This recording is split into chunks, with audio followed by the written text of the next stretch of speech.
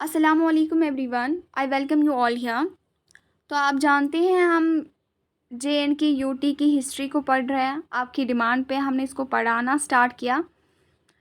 तो आज हमें पढ़ना है मुस्लिम रूल इन कश्मीर। वीडियो को शुरू करने से पहले अगर आप चैनल पे नए हैं इसको ज़रूर सब्सक्राइब करें, बाकियों के साथ शेयर करें ताकि सबको फ़ायदा मिले। Because it takes a lot of time for a teacher to prepare a one video. एक वीडियो में बहुत ज़्यादा टाइम लगता है। अगर आप सबको फ़ायदा मिले तो अच्छी बात है, टीचर को भी खुशी हो जाती है।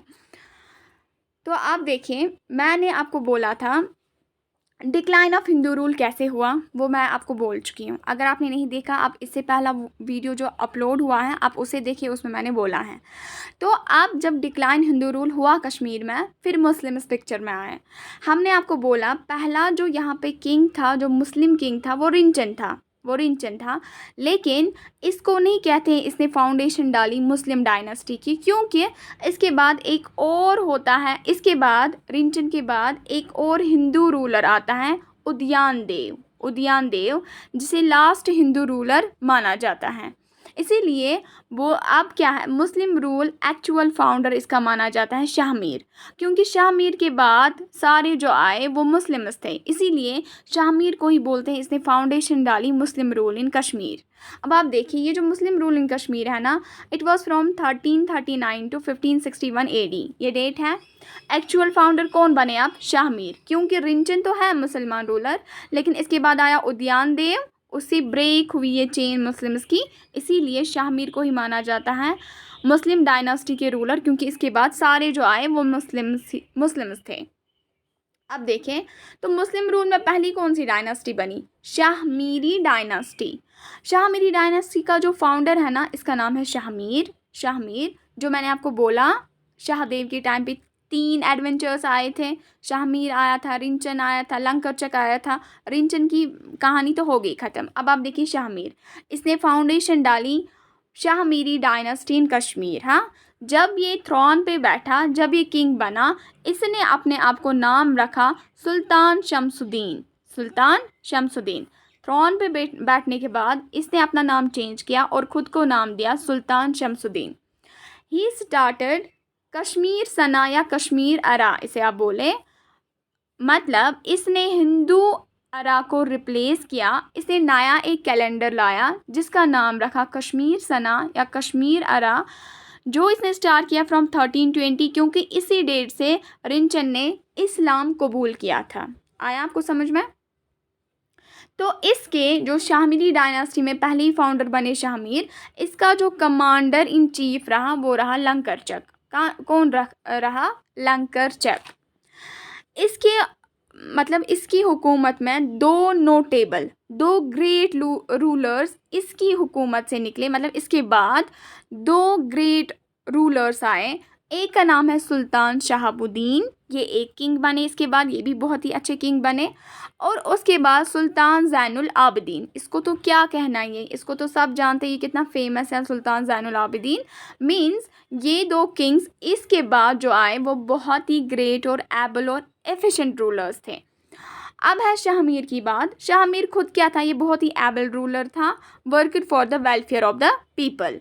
आपको ये भी ख्याल रखना है, क्योंकि यहाँ पे जो मंगोल आया था ना, उन्होंने यहाँ पे कितनी लूट मार की, यहाँ पे डिस्ट्रैक्शन की, यहाँ पे लोगों को मारा, प्लंडर किया, टैक्सेस लगाए। इसीलिए यहाँ पे कंडीशंस ठीक नहीं थी कश्मीर में। लेकिन जब फिर शाहमीर आ गया, शाहमीर ने सारी सिचुएशंस को संभाला। ये एबल रूलर था, इसने काम किया वेलफेयर ऑफ द कश्मीर। जो यहाँ पे श्राइन्स थी, मास्क थी, जिसे मंगोल या बाकी लोगों ने ख़राब किया था या तोड़ फोड़ की थी, वो भी इसने ठीक की। Means in short he was an able ruler. आया समझ में? अब आप इसके बाद देखें, इसके बाद आया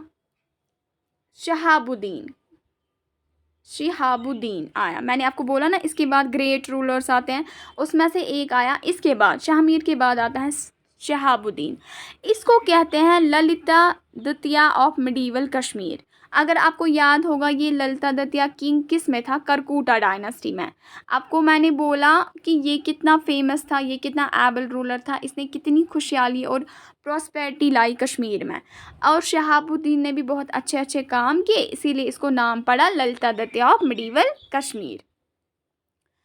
शहाबुद्दीन ने क्या कारनामे किए? He defeated ruler of Sindh and Afghans near Peshawar. Means इसने सिंध को भी जीता, अफगान्स को भी हराया, पिशावर में उनको भी जीता, एंड देन कॉन्क्योर्ड काबुल, गाजनी, खंदर, सवत एंड मुल्तान। इन इलाकों को इसने जीत लिया क्योंकि ये एफिशिएंट रूलर था, इसकी एफिशिएंट एडमिनिस्ट्रेशन थी, एफिशिएंट आर्मी भी थी। रखा याद। He was an able ruler, मैंने पहले ही बोला ये बहुत ही एबल रूलर था, तभी तो इसको बोलते हैं Lalita Dutt of medieval Kashmir. Governor with justice, मतलब जब इसने हुकूमत की, इसने इंसाफ से काम लिया, ये नहीं कि जो मन में आए जिसको चाहे मार डाला, जिसको चाहे छोड़ दिया, नहीं, ये जस्टिस के साथ काम करता था, इंसाफ के साथ इसने हुकूमत को चलाई। ही वॉज टॉलरेंट, मतलब चाहे कोई हिंदू होता, चाहे कोई मुस्लिम होता या किसी और रिलीजन से कोई होता, इससे कोई फ़र्क नहीं पड़ता था, ये सबको इक्वल ट्रीट करता था, ये सबको इक्वल ट्रीट करता था। तो समझ गए कि ये टॉलरेंट था, हर एक रिलीजन के पर्सन को इक्वल ट्रीट करता था। जेनरस टू ऑल, सबके साथ अच्छा था।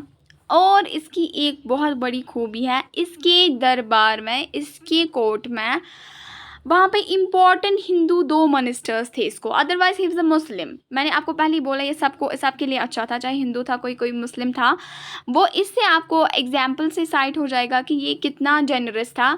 इसके यहाँ पे 2 इम्पॉर्टेंट मिनिस्टर्स इसने अपने दरबार में रखे थे, एक था कोटाबाई, एक था उदयाश्री। ये दोनों हिंदू थे, ये इसके इम्पॉर्टेंट मिनिस्टर्स थे।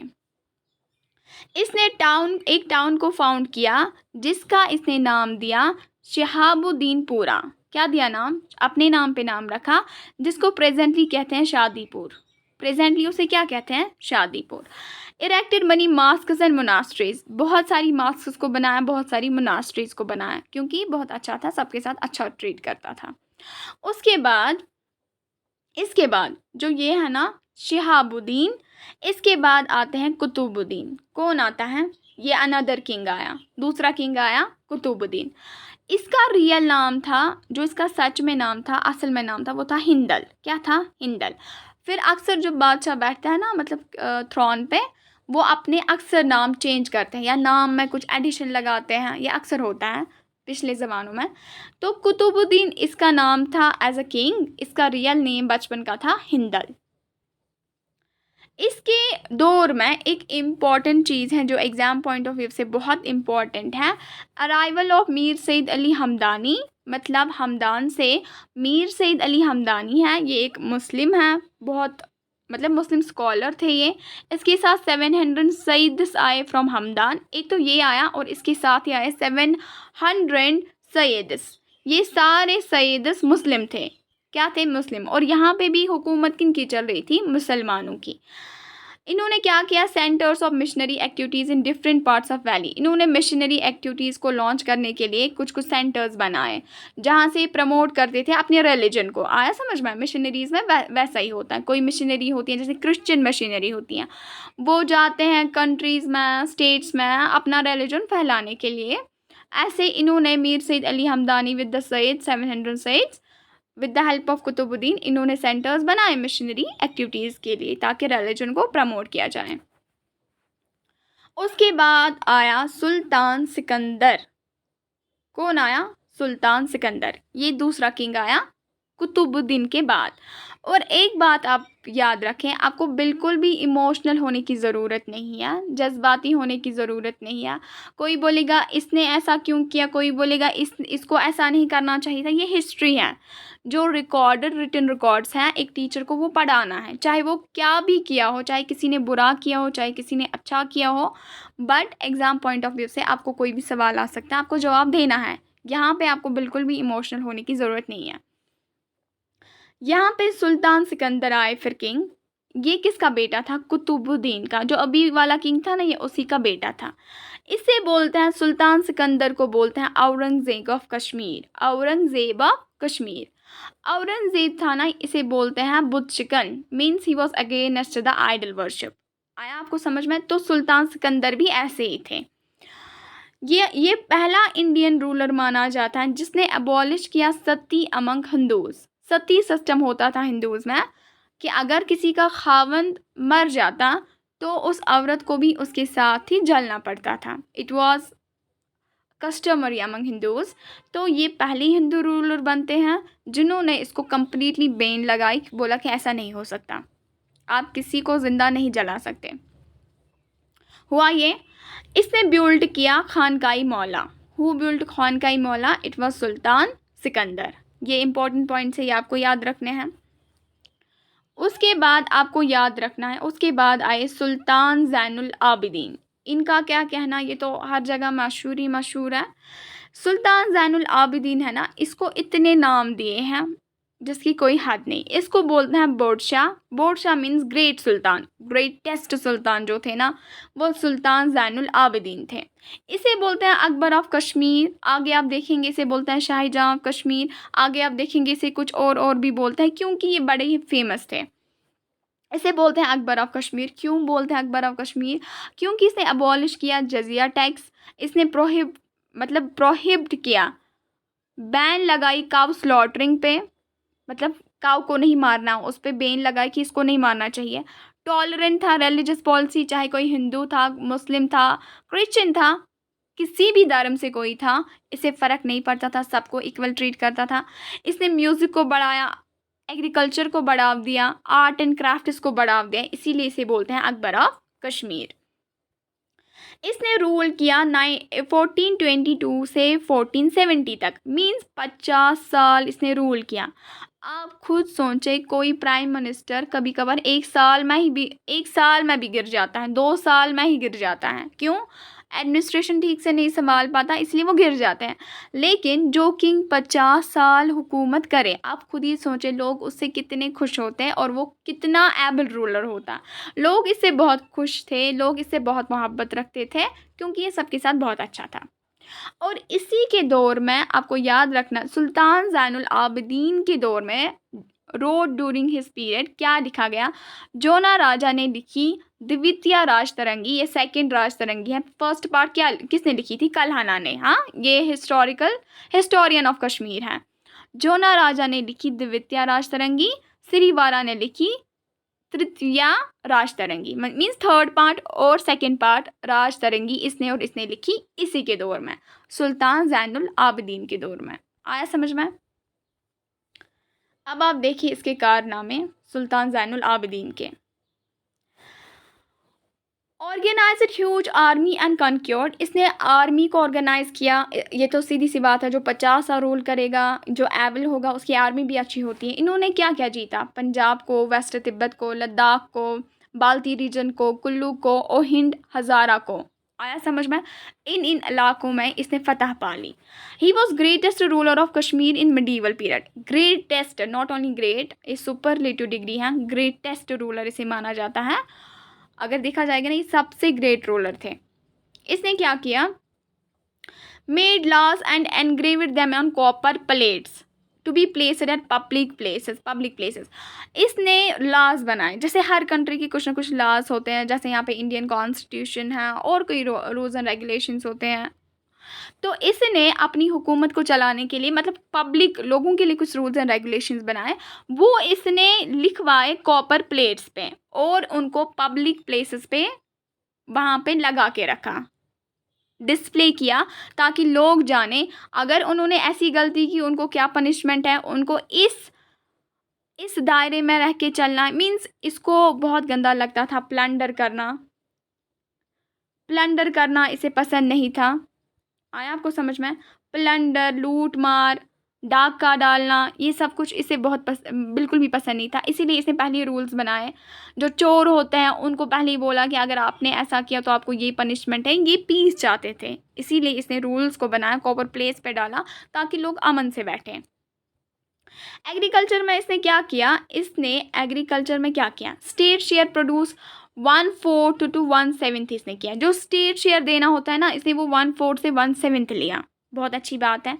इसने बहुत सारी इरिगेशन कैनल्स को बनाया। देखो जो जो इम्पोर्टेंट पॉइंट है ना, कैनल्स को इसने बनाया, ये बहुत इंपॉर्टेंट पॉइंट है। जैसे मार कैनल को इसने बनाया। कैनल होती हैं ऐसे एक पैसेज जिससे पानी गुजरता है, फिर खेत में पानी डालते हैं। आया समझ में? इरिगेशन में वो काम आती हैं। मार कैनल इसने बनाई, पोहरू कैनल इसने बनाई, अवंतीपुरा कैनल बनाई, जानगीर कैनल बनाई। ये कैनल्स इसने बनाई हैं, इनको आप बिल्कुल याद रखेंगे। अगर हम बात करेंगे अब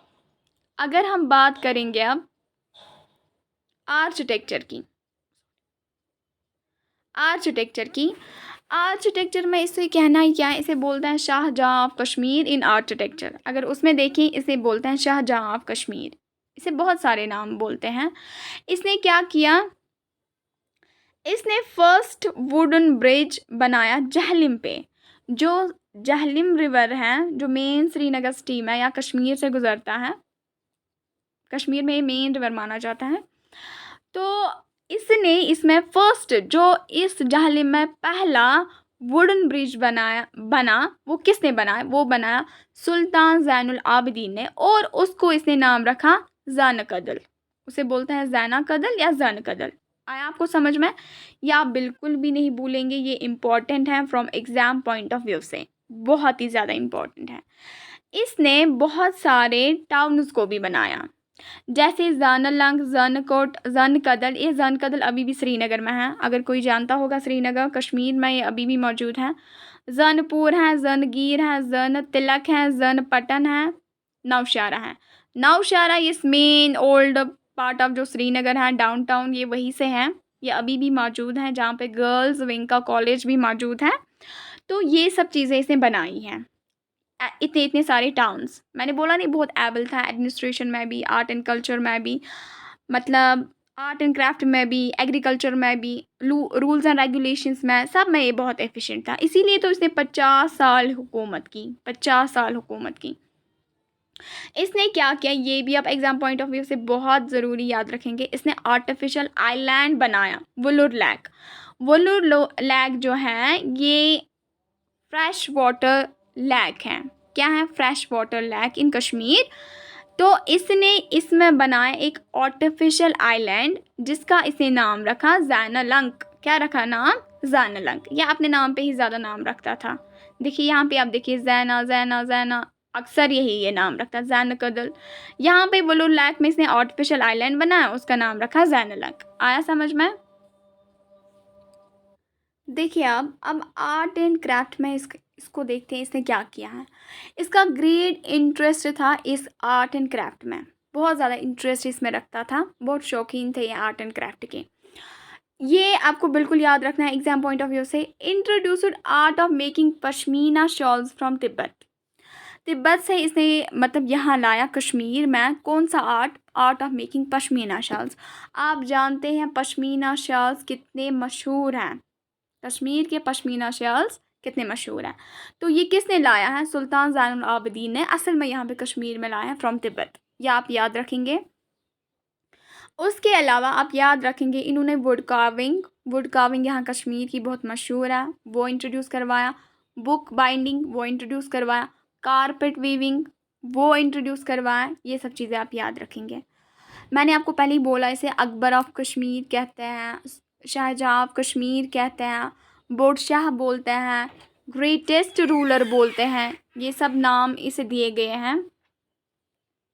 और भी इसके बहुत सारे नाम हैं, जैसे विश्वकर्मा आर्टिस्ट जो है ना, उन्होंने इसका नाम रखा है विश्वकर्मा। मैंने बोला ना ये सबके साथ अच्छा था।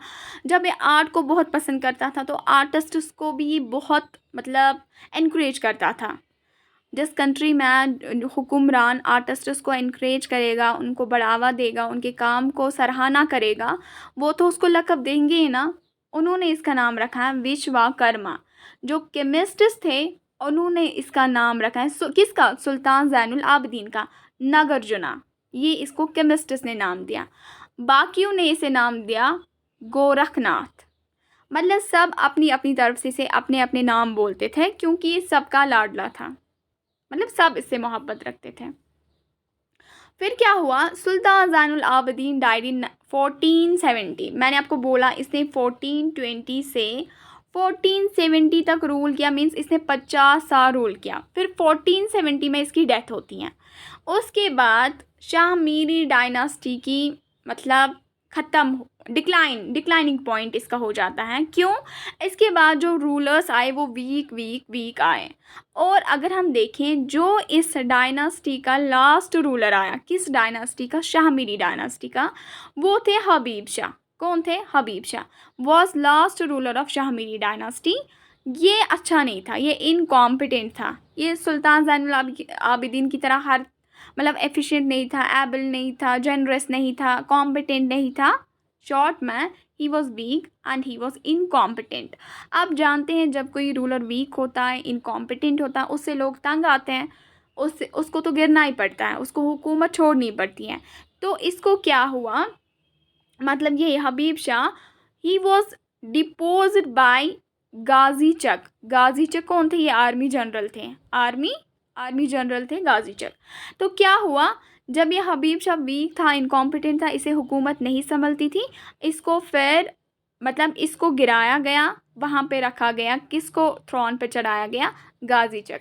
गाजी चक कौन था? ये आर्मी जनरल था। मीन्स अब शाहमीरी डायनास्टी है ना, शाहमीरी डायनास्टी वो ख़त्म हो गई, इसका डिक्लाइन हो गया हबीब शाह के बाद। अब जब इसके बाद हबीब शाह लास्ट थे, हबीब शाह जो लास्ट थे, इसके बाद कौन आया? गाजी चक। मीन्स अब चक डायनास्टी वजूद में आई। चक डायनास्टी आया आपको समझ में? चक डायनास्टी यहाँ पे बुनियाद डालती हैं गाजी चक के पास, यही इसके फाउंडर बनेंगे। ये हम अगली वीडियो में देखेंगे, जहाँ से हम स्टार्ट करेंगे चक डायनास्टी को। अगर आपको मेरे वीडियोस अच्छे लगे इन्हें ज़रूर लाइक करें, बाकियों के साथ शेयर करें। You support from your side, हम भी अपनी तरफ से कोशिश करेंगे आपको अच्छा बेस्ट कंटेंट हम दे पाएँ। With this I am concluding, thank you.